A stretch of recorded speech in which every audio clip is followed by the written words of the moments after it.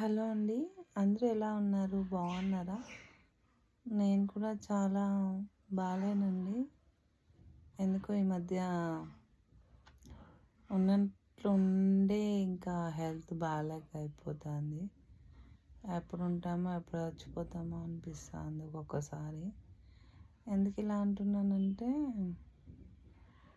మన మా ఫ్రెండ్ రీసెంట్గా తనకి 33 ఏళ్ళు అంతే.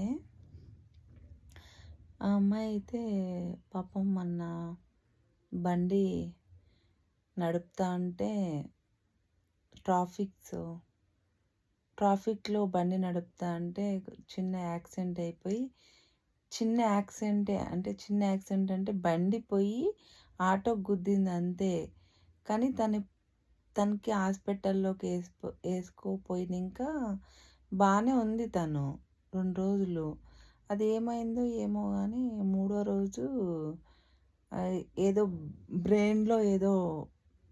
బ్రెయిన్కి ఏదో తగిలి ఏదో అయిపోతుందంటే కదా, అలా తనకి బ్రెయిన్లో ఏదో అయ్యి సడన్గా చనిపోయింది. తనకి 2 పిల్లలు, పాపం చిన్న పిల్లలు. ఇంకా చాలా బాధేసింది. అందుకే మనిషికి గ్యారెంటీ లేదు ఎప్పుడు చనిపోతారని. అందుకనే ఉండే నాళ్ళు హ్యాపీగా ఉండాలా, అది తినకూడదు ఇది తినకూడదు అని డేటింగ్ చేసేది అవన్నీ చేయకూడదు అనుకుంటున్నాను.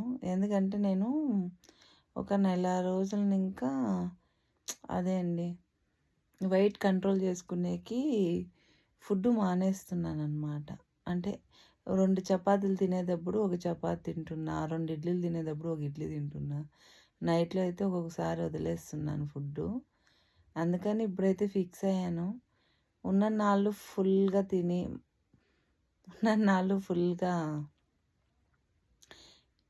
మనకు ఉండే దాంట్లో ఎంజాయ్ చేసి చచ్చిపోతే ఎవరికేమన్నా ప్రపంచంకి ఏమన్నా నష్టం ఉందా?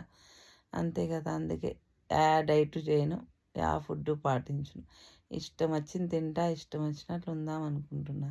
అంతే కదా. ఊరికే ఎందుకు అవి ఇవి పాటించి అనారోగ్యం తెచ్చుకొని చచ్చిపోతే ఎప్పుడు అంటే నేను మొన్న ఎక్కడ పోయాను, మా ఫ్రెండ్ వాళ్ళు అమ్మ వాళ్ళ ఊరికి వెళ్ళి ఫ్రెండ్ వాళ్ళ ఊరికి పోతే వాళ్ళంతా అంటున్నారు అన్నమాట. మా ఫ్రెండ్స్ అంటా, అయ్యో ఎంత లావ్ అయిపోయావే నువ్వు, చాలా లావ్ అయిపోయావని. సరేలే డైట్ చేద్దామని డైట్ చేస్తున్నాను. అంతలో మా ఫ్రెండ్ పాపము చనిపోయింది. ఆ అమ్మాయిని చూసి అనుకున్నా, ఎందుకులే పోయే ప్రాణానికి ఈ డైట్లంట ఇది తినుకోకుండా ఉండేది, ఇవన్నీ ఎందుకు? హాయిగా హ్యాపీగా కోరిన ఫుడ్ తిని మనకు ఉండే దాంట్లో కోరినట్లు ఉంటే పాయ్ కదా. అందుకని ఇలా ఫిక్స్ అయ్యాను. అంతే కదా. ఇది రైటో కరెక్టో మీరే కామెంట్ చేయండి. Bye bye.